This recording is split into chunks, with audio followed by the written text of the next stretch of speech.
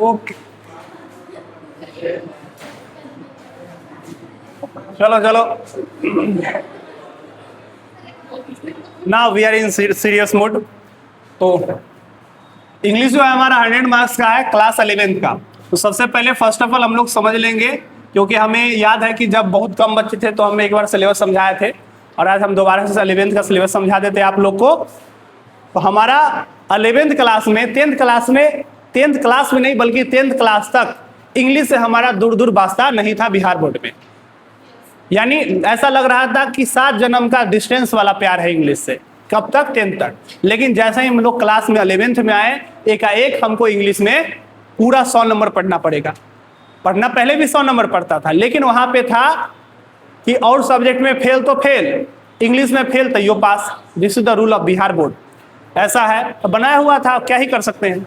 तो चलिए class 11th में देखेंगे कि हमको 100 नंबर इंग्लिश पढ़ना है। 100 नंबर में क्या क्या पढ़ना है? 100 नंबर में बहुत चीज पढ़ना है आपको, लेकिन 2 पार्ट में पढ़ना है। पहला जो होगा इसमें 100 नंबर आता मार्क्स कहते हैं, तो 50 नंबर जो होता है ऑब्जेक्टिव होता है। 50 नंबर ऑब्जेक्टिव और 50 नंबर डिस्क्रिप्टिव अर्थात सब्जेक्टिव। ऐसा है सिलेबस, 50 कर दो। अब जो है इसमें इस 50 को बनाने के लिए ऑब्जेक्टिव हमको मिलता है 100 क्वेश्चन। कितने क्वेश्चन? 100 क्वेश्चन मिलता है। ये हो गया। दूसरा क्या है, इस सब्जेक्टिव को भी 50 मार्क्स का रहता है। इसको बनाने के लिए बहुत ज्यादा नंबर आता है। इसमें तो 100-150 नंबर तक पहुंच जाता है मामला। डबल है, ट्रिपल, जितना ज्यादा कैसों को इसमें ऑप्शन दिया जाता है। उसके बाद इस 50 नंबर में स्कोर करना जो है बहुत आसान काम है, क्योंकि इसमें सारे फिक्स क्वेश्चन होते हैं। लगभग कुछ घिसा पिठा डाल दिया, वही फिर नेक्स्ट ईयर डालेगा, फिर नेक्स्ट ईयर। अब जो है 100 क्वेश्चन जो है इसमें भी सेम है। बिहार जो में स्कोर करना, it is the very easy task, because we have to see that in this question. उस क्वेश्चन में हम लोग बार बार देखते हैं कि क्वेश्चन रिपीटेड होते हैं। ये पूछा इस साल 10th में तो पढ़ के आया है, सब एग्जाम भी दे लिया है, तो देखा होगा कि क्वेश्चन क्या हो रहा है, रिपीट हो रहा है। तो यहाँ भी होता है, लेकिन 10 से कम होता है। फिजिक्स केमिस्ट्री में कम होगा, बायोलॉजी में तो बहुत कम क्वेश्चन रिपीट होता है। तो चलिए इस ऑब्जेक्टिव में क्या क्या पढ़ना है, इस डिस्क्रिप्टिव में। तो ऑब्जेक्टिव भी 2 पार्ट में आपका आएगा। ये जो अब हम लोग 100 क्वेश्चन को लेके चलेंगे। इस 100 क्वेश्चन में जो है आपको 60 नंबर जो होगा वो ग्रामर से देगा, और 40 नंबर जो है ये डाला जाएगा बुक से। बुक में भी 2 किताब है। पहला जो किताब है वो है रेनबो, और दूसरा जो है स्टोरी ऑफ इंग्लिश है, स्टोरी ऑफ इंग्लिश। इसमें एक चीज और, जरूरी नहीं है कि आपको 60 को ग्रामर से ही क्वेश्चन आए और 40 किताब से ही आए। ये 19-20 हो सकता है, लेकिन अधिकतर केस में जो है 19-20 नहीं होता है, हर एक साल उतना ही देता है। इस रेनबो से 30 नंबर का क्वेश्चन ऑब्जेक्टिव आएगा, और इधर से जो आएगा 10 नंबर का होगा। बाकी इसमें आपको बहुत सारे चैप्टर्स आएंगे ग्रामर के, जैसे हो गया आर्टिकल्स हो गया, और हर एक चैप्टर से 1 से 2 नंबर 3 नंबर मैक्सिमम, उससे ज्यादा क्वेश्चन नहीं आने को है। सिर्फ एक चैप्टर से ज्यादा क्वेश्चन आएगा, वो है आपका प्रीपोजिशन। प्रीपोजिशन से थोड़ा 5-6 क्वेश्चन पूछा जाएगा, तो सबसे इंपॉर्टेंट है प्रीपोजिशन। लेकिन अगर 20 क्वेश्चन हम बोले, इसमें 20-30 क्वेश्चन ऐसे ही बनाना है 2 चैप्टरों को पढ़ के, तो वो हो जाएगा आपका सिंटेक्स, जिसको हम लोग सब्जेक्ट वर्ब एग्रीमेंट कहते हैं। यानी सब्जेक्ट का किस क्रिया के साथ सही तालमेल ही सब्जेक्ट वर्ब एग्रीमेंट कहलाता है। जैसे इस तरीके से इसको समझ सकते हैं कि जात वाले से जात वाले को शादी कराना, सही अरेंजमेंट हुआ, सही एग्रीमेंट हुआ। उसी प्रकार जैसे इंगेजमेंट भी क्या होता है, इंगेजमेंट लेके अंगूठी पहनाओ, उधर से भी अंगूठी पहनाओ, हो गया इंगेजमेंट। लेकिन आजकल जो है सब इधर उधर होना संभव है। अभी नया चल गया, सब ब्याह करने से पहले सब अंगूठी पहनाता था, पहले ऐसा नहीं था। चलिए सिंटेक्स हो गया। और दूसरा जो चैप्टर है time and tense, time and tense. तीसरा है वॉइस, चौथा नरेशन, और भी इसमें बहुत सारे। इस सब्जेक्टिव में क्या क्या पूछा जाता है, तो इसमें आपको एस्से हो जाएगा, एस्से के बाद एक लेटर आएगा या एप्लीकेशन, दोनों में से कोई आप लिख सकते हो, ये 5 नंबर होगा। ये शायद 8 नंबर का होता है, ये 8 नंबर ले लो या देख लेना अपना, इसका मार्क्स इधर उधर हो सकता है। उसके बाद इसमें जो 3 नंबर पे क्वेश्चन पे आएगा, पहला ये लेटर राइटिंग जो है 4 नंबर पे आएगा। उसके बाद इससे 1 नंबर पे आएगा। 2 और 3 नंबर पे जो होगा, 2 नंबर क्वेश्चन पे होगा एक्सप्लेनेशन, EXPLANATION।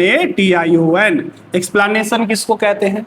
जैसे सपोज करो तुम लोग किधर हो गया काम करने के लिए, उल्टा सीधा काम करके आ गया, मैटर कुछ हो गया, अब घर आके पूछेंगे बताओ कि बात हुआ, तो वही बात को बताने को हम लोग एक्सप्लेनेशन कहते हैं, दैट इज कॉल्ड एक्सप्लेनेशन। तो एक्सप्लेनेशन में आपको 4 एक्सप्लेनेशन दिया जाएगा। What is explanation? जैसे मान लो कि प्रोज सेक्शन हो गया, किताब में 2 पार्ट होता है, एक प्रोज पार्ट और दूसरा पोएट्री पार्ट। प्रोज पार्ट जिसको कहते हैं जिसमें कहानी हो छोटा छोटा, जिसमें निबंध हो, उसमें लिखा, उसको प्रोज पार्ट कहते हैं। दूसरा कविता वाला पूरा सेक्शन को पोएट्री। तो एक्सप्लेनेशन जो होगा ये होगा 4 नंबर का।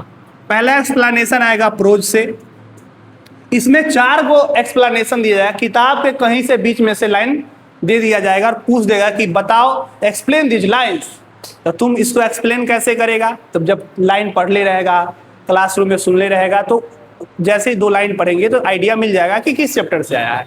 तो आप उसमें लिखेंगे this lines have been taken from, यह लाइन लिया गया है फलाना चैप्टर। मान लो कि अब तोता का बात हो रहा था या कबूतर का बात हो रहा, कि कबूतर बैठा हुआ था, तोती जो थी बैठी थी, या 2 तोता लड़ रहा था उसके लिए, अभी मैटर होगा। अब जैसे ही ये बात आएगा तुम्हारे दिमाग में आइडिया आ जाएगा कि ये लाइन कहाँ से लिया गया है, एनिमल्स इन प्रिजन से। तो this lines have been taken from animals in prison which has been written by Pandit Jawaharlal Nehru, that is known as also Chacha Nehru, that is the favourite person of all the childrens of India. ऐसा लिख देंगे। फिर दूसरा line में जो है paragraph change करेंगे और उस लाइन में आप एक्सप्लेन करेंगे उस 2 लाइन को। उस 2 लाइन के पर आपके दिमाग में जो आइडिया आएगा उसको आप नीचे एक्सप्लेन करेंगे, यानी हाफ या हाफ से ज्यादा पेज में एक्सप्लेन करेंगे। तो इसमें 4 दे देगा, 4 लाइन दे देगा। 4 लाइन बोले तो 4 क्वेश्चन देगा, जिसमें से किसी एक को आपको बनाना रहेगा। उसके बाद क्वेश्चन नंबर 3 पे क्या देगा? 3 पे आपको दे देगा पोएट्री से एक्सप्लेनेशन, फिर एक्सप्लेनेशन देगा। अब पोएट्री सेक्शन से 4 को कविता का कोई भी लाइन दे देगा उसमें, जिसमें से कोई एक पोएट्री को आपको एक्सप्लेन करना होगा, ये भी 4 नंबर का रहेगा। फिर 5 में तो हो ही गया है, 2 3। उसके बाद एक जो क्वेश्चन आएगा वो 6 नंबर क्वेश्चन होता है। ये सबसे ज्यादा इंपॉर्टेंट होता है 6 नंबर क्वेश्चन, क्योंकि ये 6 नंबर क्वेश्चन अकेला 15 नंबर का होता है। कितना नंबर का? 15। इस 6 नंबर क्वेश्चन में 6 क्वेश्चन होते हैं। कितना क्वेश्चन होते हैं? 6, यानी 1 2 3 4 5, एक और 3 के लो 6। अब इस 6 क्वेश्चन में आपको समरी पूछा जाएगा। समरी बोले तो सारांश। जैसे मान लो कि एनिमल्स इन प्रिजन पढ़ा दिए, अब बोलेंगे इसका सारांश लिखो। सारांश मतलब समरी, पूरा चैप्टर को ब्रीफ में यानी कम शब्दों में, जैसे एक पेज में अपना बताओ हमको कहानी समझा दो, इसी को कहते हैं समराइज करना। चीजों को आप याद करेंगे और अपने तरीका से अपनी भाषा में छोटा करके उसको लिख देना ही समरी कहलाता है। तो ये समराइज करके ये होगा 5 नंबर का। तो समरी में यानी 6 नंबर के पहला क्वेश्चन में 3 गो ऑप्शन रहेगा।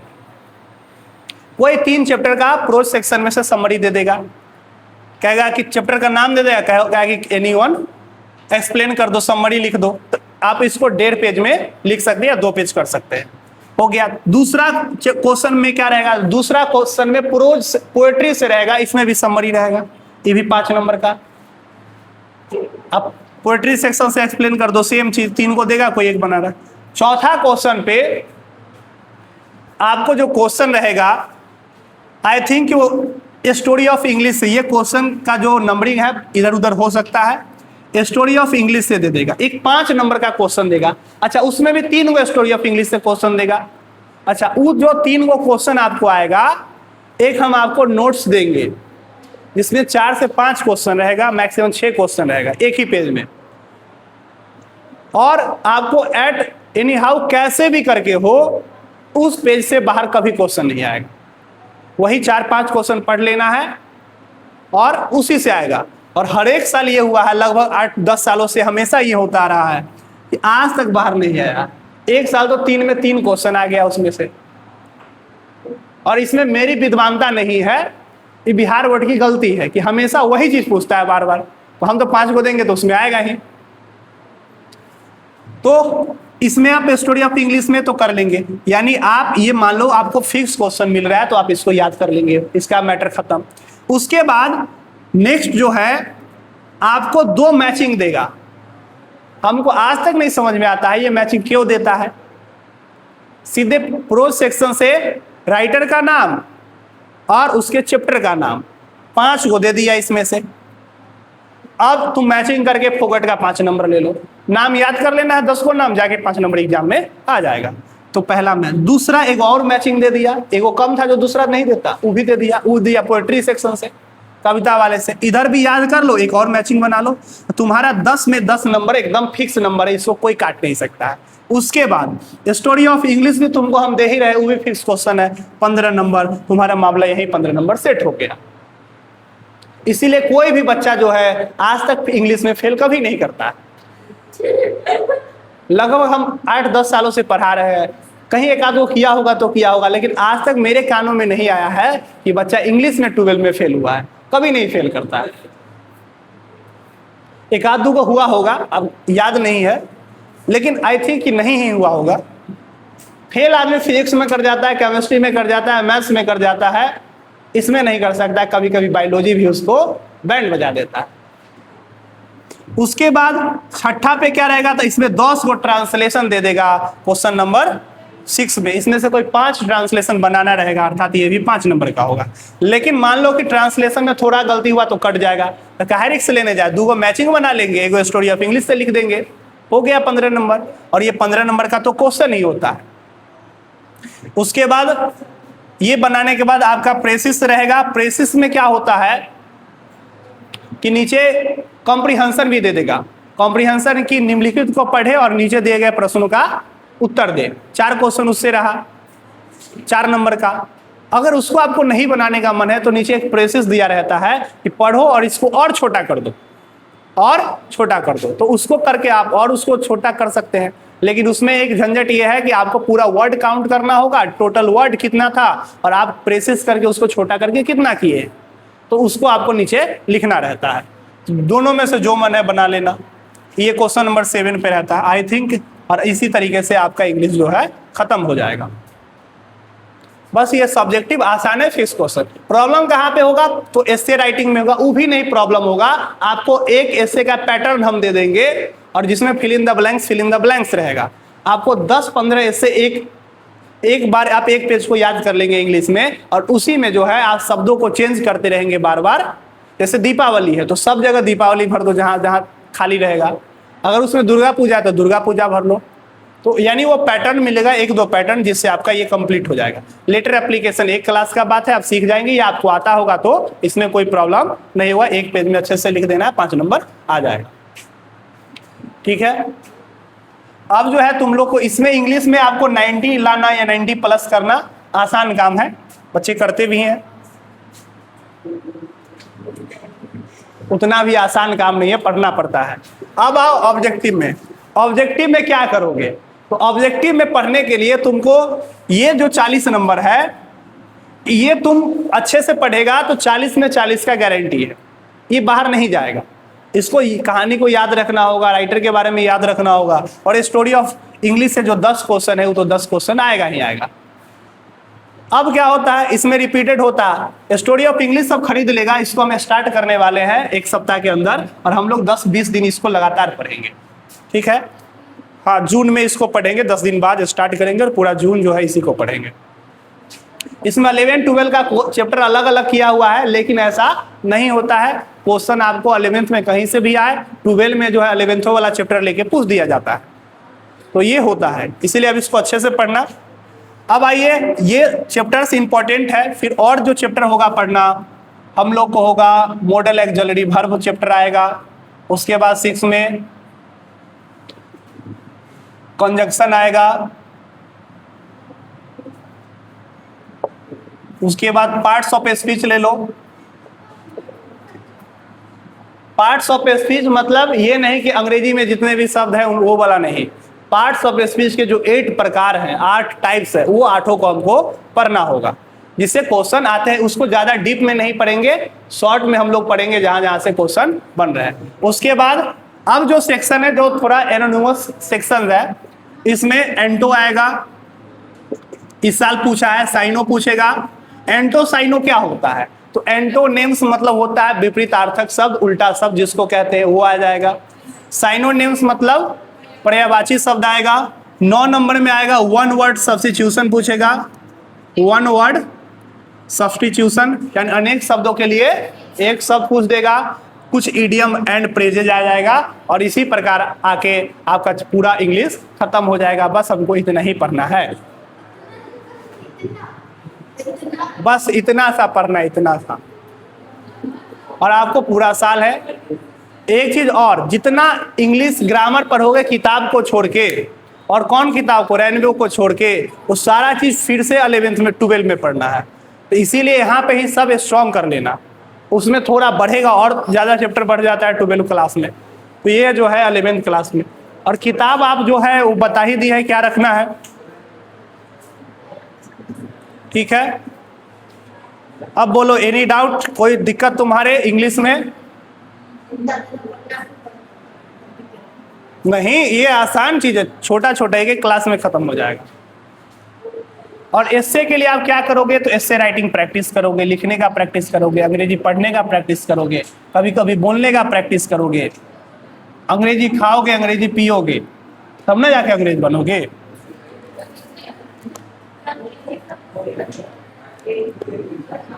तो हो गया। चलिए हम लोग पढ़ रहे थे सब्जेक्ट वर्ब एग्रीमेंट, लिखेंगे। लगता है बहुत ज्यादा समझा दिए क्या?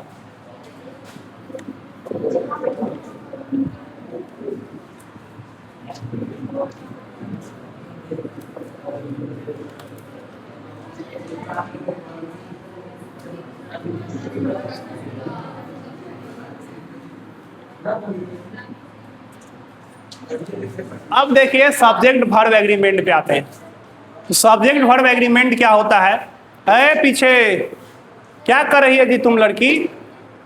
खाली खाएगी, आएगी, पढ़ेगी, घर जाएगी, लेकिन आके हल्ला भी करेगी। हाँ, तो देखो सब्जेक्ट वर्ब एग्रीमेंट का मतलब होता है जो क्रिया का सही तालमेल किसी वर्ब के साथ ही सब्जेक्ट वर्ब एग्रीमेंट कहलाता है, सिंटेक्स कहलाता है। यानी the agreement of the subject with the verb, the agreement of the subject with the verb is called syntax. Agreement का मतलब यहाँ पे थोड़ा अरेंजमेंट से समझ लेंगे, यानी जो भी सब्जेक्ट का क्रिया के साथ सही तालमेल ही क्या कहलाएगा? सिंटेक्स। अब हिंदी में हो गया है, था, थे, थी, रहेगा, रहेगी, लेकिन इंग्लिश में बड़ा पेचीदा मैटर होता है। इंग्लिश में समझेंगे इसको, जैसे ही डैश गुड, ऑप्शन में मिला इज, एम, आर। अब यहाँ पे 3 ऑप्शन मिल गया, तो इसमें से ढूंढना पड़ेगा कि ही के साथ क्या आएगा। बच्चा से सीखता है कि सर ही के साथ, आप हमको मजाक में लेते हैं, हमको आता है सर ही के साथ इज होगा, तो हम कहते वेरी गुड बउआ। तो हम बोले see with 5 children, 5, see with 5 children coming here, 5 बच्चों के साथ आ रही है। यहाँ पे मिल गया इज और आर और एगो एम मिल गया। अब क्या होगा सही आंसर? आर हो जाएगा। Very good. चलो अगला लिखेंगे, horse and carriage, horse and carriage new, is am और आर, इज एम और आर। क्या होगा सही आंसर? इज हो जाएगा। यार क्या लिखे देख लो सही से।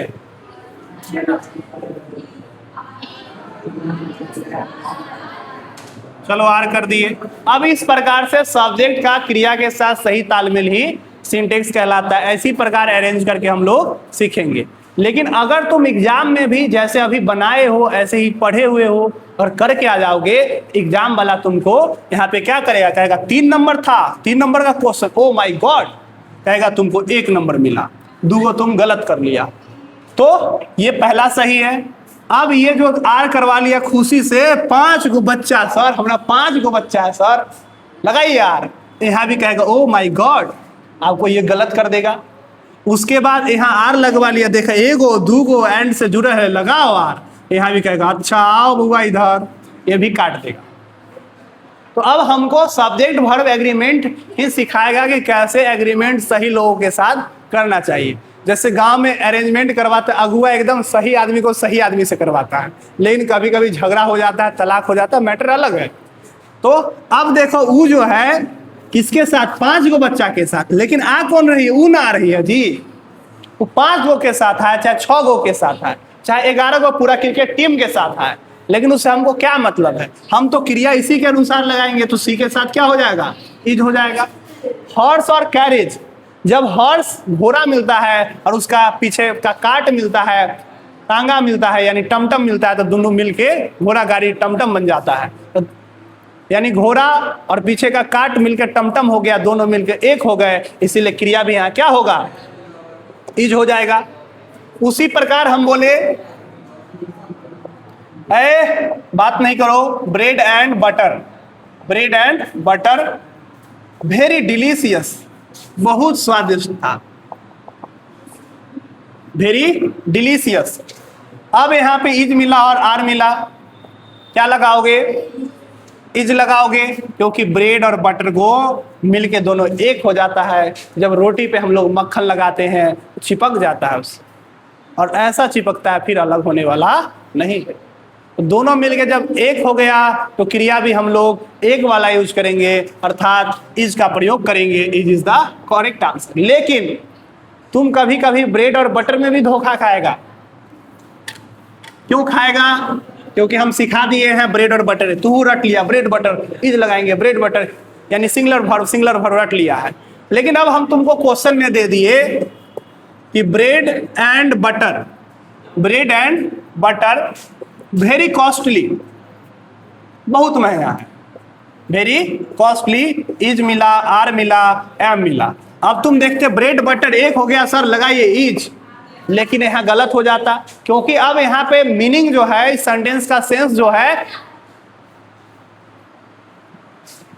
फोन आए तो मुंह बंद करके रहा करो, बीच में डिस्टर्ब नहीं करा करो कि फोन आ रहा, फोन है तो फोन आएगा ही, समझ गया। बड़ा ध्यान रहता है तोरा मोबाइल पर।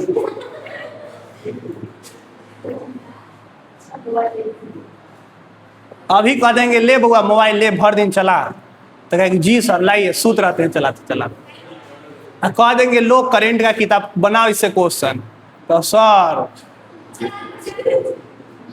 हाँ। तो देखो ब्रेड और बटर यहाँ पे अलग अलग हो गया, कॉस्टली थिंग हो गया, यानी दोनों का बात है कि महंगा चीज है, वो वेरी कॉस्टली, बहुत महंगा है, अलग अलग बात हो गया। तो यहाँ पे क्या यूज कर लेंगे, हाँ, क्योंकि दोनों मिलके एक नहीं हो रहा, ऐसा नहीं कि वेरी डिलीशियस, तो सेंटेंस के अकॉर्डिंग मीनिंग बदलेगा, लेकिन इतना डीप में हमको सोचना नहीं है। तो बात समझ में आ गया, तो यही है सब्जेक्ट वर्ब एग्रीमेंट। तो लिखेंगे नीचे the agreement, the agreement, the agreement of the subject with a correct verb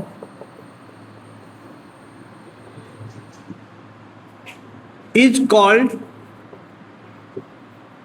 syntax, is called syntax।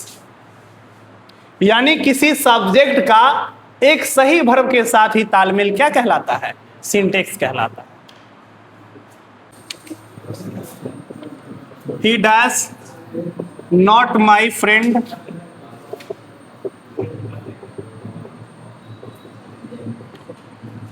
he dash not my friend, क्या हो जाएगा ही के साथ, इज हो जाएगा।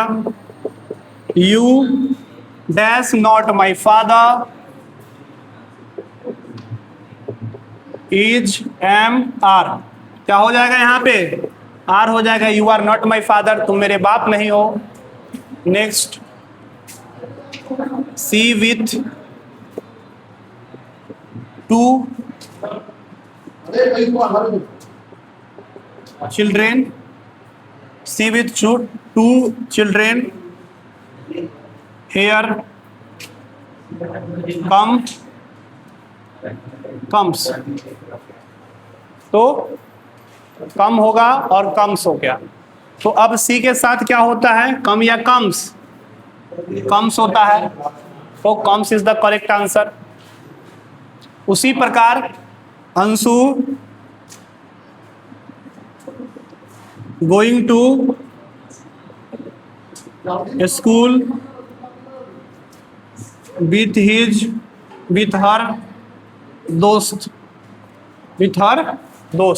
तो अंशु के साथ क्या हो जाएगा, इज या आर हो जाएगा। अब तो इतना शांत हो गया कि सर इज बोलेंगे तो गलती कर देंगे, आर बोलेंगे तो ये गलती। अरे बोलो सही है, अंशु है अकेली लड़की तो क्या होगा, इज फिर नहीं बोल रहा है, इज हो जाएगा। तो दीज आर एग्जाम्पल्स, थोड़ा और एग्जाम्पल हम लोग समझेंगे, लिख लेंगे इसको।